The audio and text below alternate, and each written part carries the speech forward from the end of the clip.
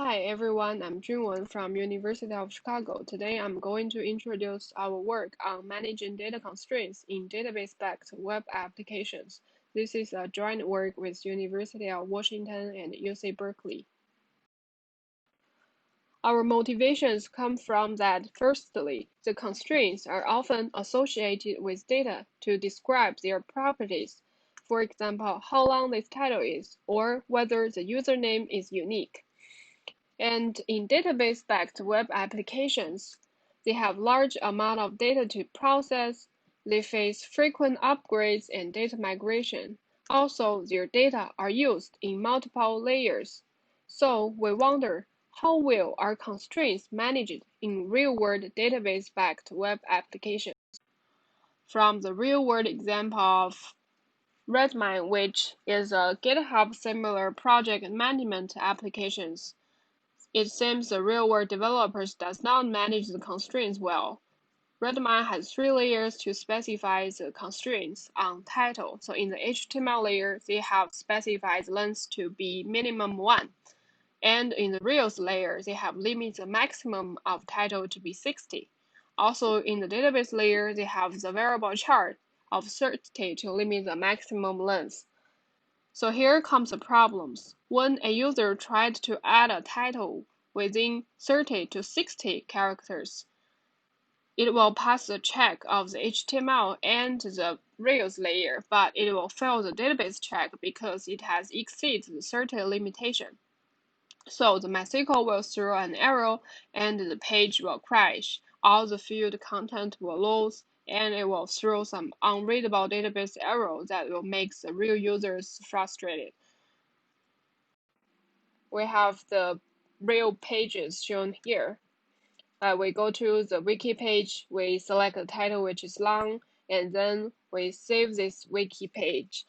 And bam, we get the value too long, which has a lot of unreadable errors for real users. So in our work, we propose 4 research questions to understand. First of all, how are constraints specified in one software version? And then how constraints evolve across versions? And also what led to the real-world constraint problems and whether we can identify those problems in the source code. To answer these questions, we have studied the source code and their issue tracking systems. For the application selection, we have 12 open source Ruby on Rails applications from 6 popular categories. And for the issue selections, we use keywords and randomly sampled. And for the constraint extraction, we match the constraint API in the abstract syntax trees from the source code, and then we extract the 5,000 constraints automatically.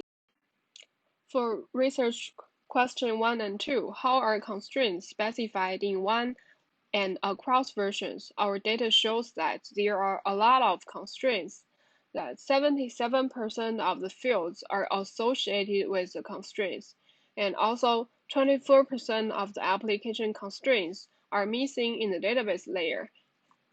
And also our constraint changes are very common. And within the constraint changes, 25% of the changes has tightened the constraints on existing fields, which means that they might be not suitable for the older data and will cause problems.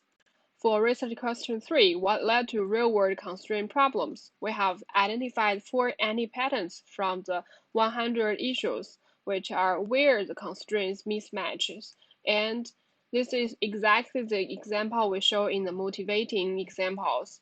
It has different layers to specify the constraints, and when they are different, it will have different problems. And what the conflict with application user needs, and when the old data conflicts with new constraints, and how are the constraint results delivered. And for research question 4, we did some efforts to solve them. For the question 1, we have identified 138 mismatches across layers, and for the what, we have identified 19 issues and reported to the users. They have confirmed that our reported issues are really issues. And how are the checking constraints delivered? We have developed a new gem which can generate better error messages for the users. That's all for our posters. Details can be referred to the paper.